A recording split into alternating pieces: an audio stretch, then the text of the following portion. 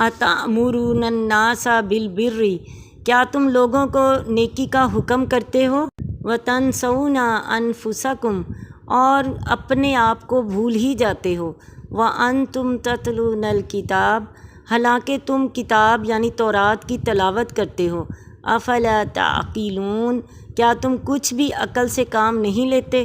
بعض یہودی علماء اپنے عزیزوں کو جو مسلمان ہو گئے تھے کہتے تھے کہ اسی دین اسلام پر قائم رہو کیونکہ یہ دین برحق ہے، مگر بعض دنیوی مفادات کی بنا پر خود مسلمان نہیں ہوتے تھے۔ تب یہ آیت نازل ہوئی اور یہ حکم سب کے لیے عام ہے۔ یہودیوں نے مشرکین عرب کو حضور صلی اللہ علیہ وسلم کے مبعوث ہونے کی خبر دی تھی اور حضور کی پیروی کرنے کی ہدایت کی تھی۔ پھر جب حضور صلی اللہ علیہ وسلم مبعوث ہوئے تو ہدایت کرنے والے حسد سے خود کافر ہو گئے۔ تو انہیں اللہ تعالیٰ فرما رہے ہیں کہ تم لوگوں کو نیکی کا حکم دیتے ہو اور خود کو بھلا دیتے ہو۔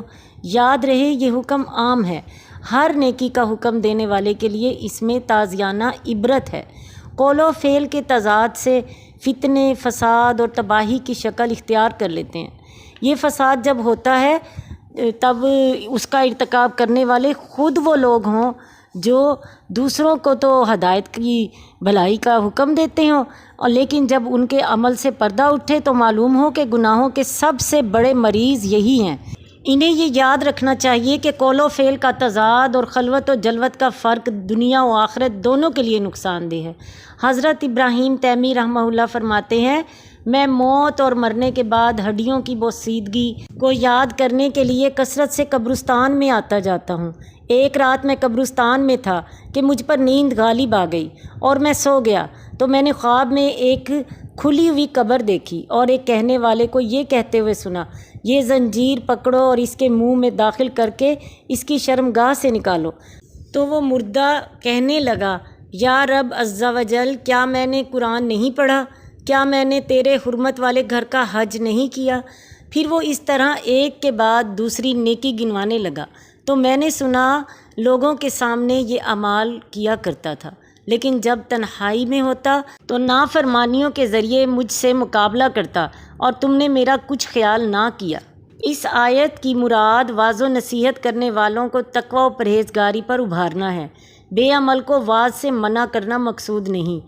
یعنی یہ فرمایا ہے کہ جب دوسروں کو واعظ و نصیحت کرتے ہو تو خود بھی عمل کرو۔ یہ نہیں فرمایا کہ جب عمل نہیں کرتے تو واعظ و نصیحت کیوں کرتے ہو، کیونکہ عمل کرنا ایک واجب ہے اور دوسروں کو برائی سے روکنا دوسرا واجب ہے۔ اگر ایک واجب پر عمل نہیں تو دوسرے سے کیوں روکا جائے؟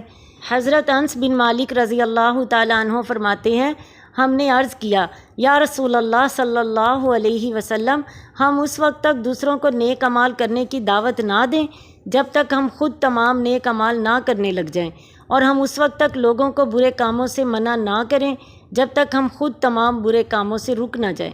حضور اقدس صلی اللہ علیہ وسلم نے ارشاد فرمایا، ایسا نہ کرو بلکہ نیک اعمال کرنے کا حکم دو، اگرچہ تم خود تمام نیک اعمال نہیں کرتے، اور برے اعمال کرنے سے منع کرو، اگرچہ تم تمام برے اعمال سے باز نہیں آئے۔